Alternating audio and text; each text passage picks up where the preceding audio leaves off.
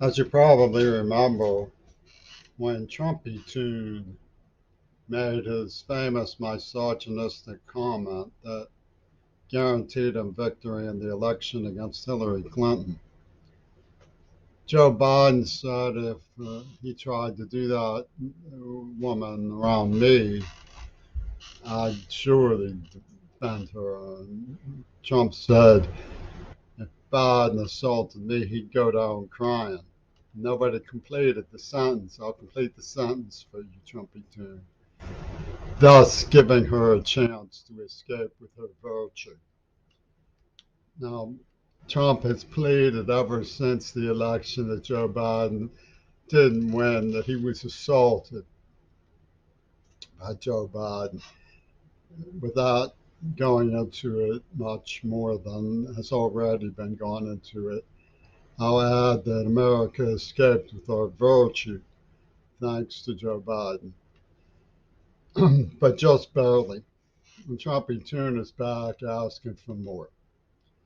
I've said many times that Trump is not an important person, meaning even with Roger Waters at his elbow, even with Robert Flip, Peter Gabriel, even with a host of madcap pet personalities like Paul McCartney and various people who want to be noticed, from Major League Baseball for a pat on the head from this Dennis the Menace self-styled weirdo. He is, and they are, the most amoral and dishonorable virtual figments of the galactic imagination yet to monger in the United States of America. You think I'll back that up? What's to back up? It's the simple truth. Look what they did to me as a little boy. Okay, we go to baseball today, and everybody shares their favorite stories of each one. And through the echoplexus flexus overdubs, we hear the various personalities that work for Mr. Rogers' Neighborhood. Let's see what's your favorite story about Jimmy Queerbot. What's your favorite story about that Bonehead? And they pour out the smoke. Where there's smoke, there's Bonehead. The joke is clearly meant to be on me.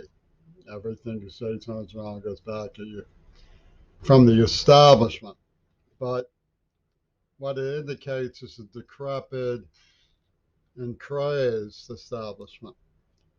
Because a little boy, I used to stand and wait patiently outside Forbes Field for a chance to get Bob Prince's autograph. I've always been one of the common fans who feels very favored when an usher gives me a baseball card.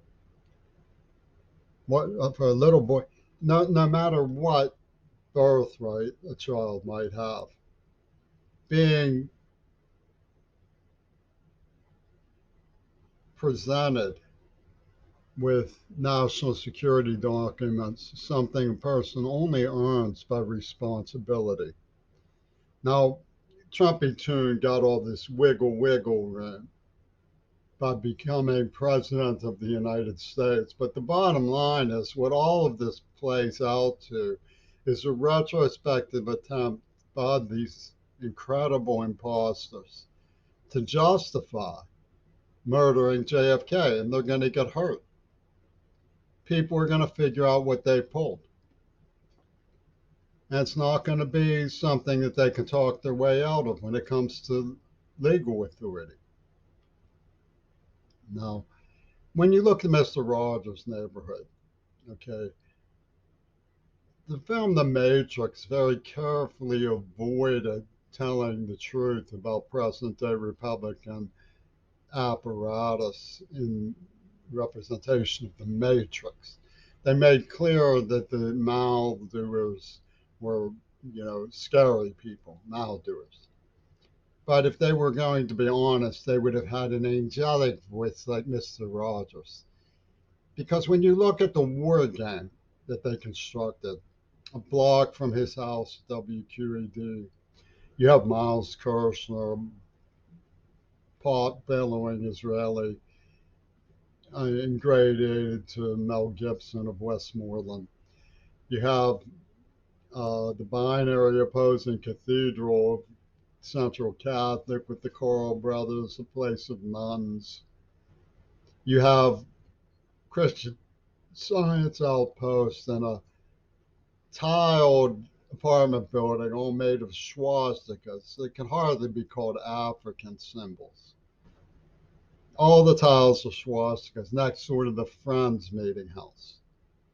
And it's a playboard. These are the people who wrote the papers, plied the marijuana, called it a provincial standard, burned girls' arms gangrenous.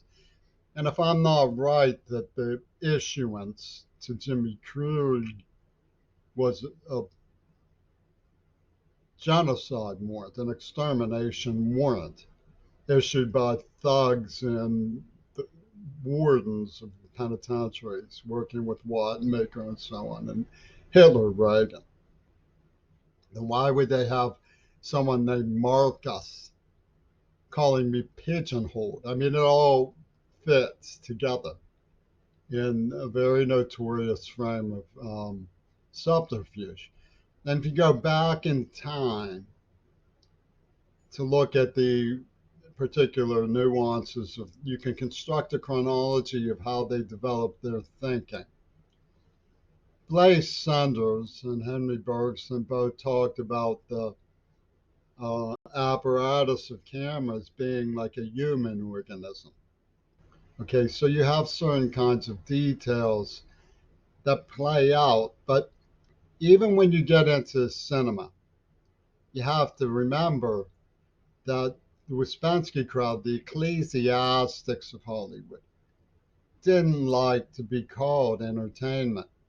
The Gurdjieff Society really get their back up. This is not entertainment.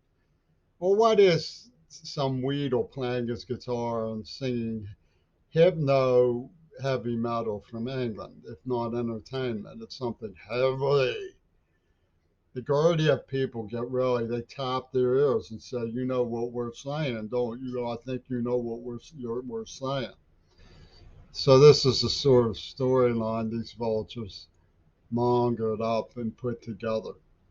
It's for me to have to be the one to relate some of this stuff.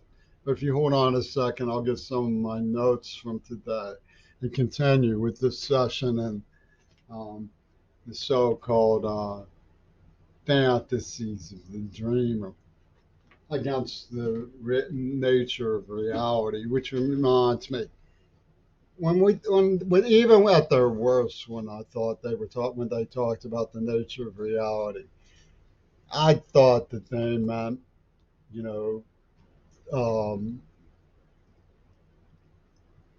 belligerents and bullies in foreign national intelligence circles and stuff. But it turns out these were Holocaust survivors who actually took Adolf Hitler's Germany as the natural state of man. It's going to be done to somebody. So the wise owls have to put their head together, make sure it ain't them. And that's how you get the Salk stuff, like the survival of the wisest. Epoch B, death control, he calls it. I'll be right back. In other words, it's worse than I imagined it was. It's not just these Fern Hollow Bridge doofuses in Pittsburgh.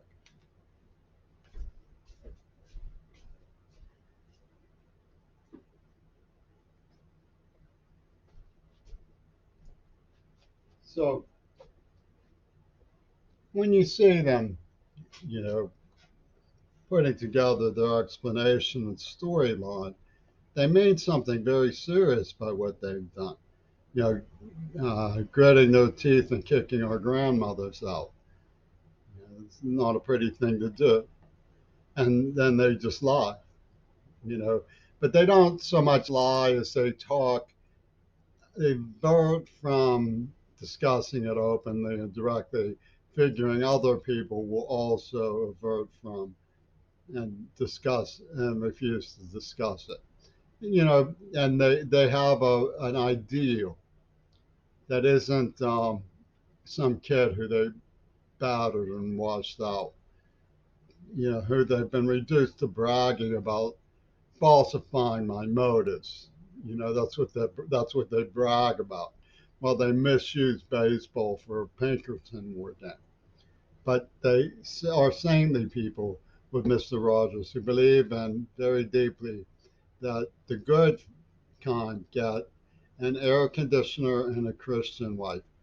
And this is a summation of what they believe is, um, in their estimation, a justification for ignoring the consequences of, like, the fossil fuel gluttony, the refusal to take initiative in changing the school system favorably, and the refusal to admit that the AIDS attack and COVID 19 were all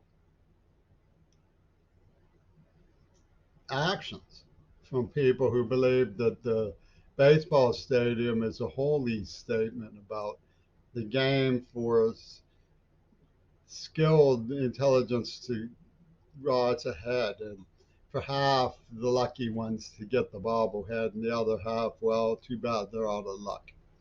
You know, you can steal second maybe, but you're not supposed to. That's you got to understand you might not get away with it. And it's all this shaped like a diamond. That's like holy matrimony, and everybody hears the favorite stories, and they can tell if there's, like, in the tone a little bit of sarcasm. Maybe something's not being told.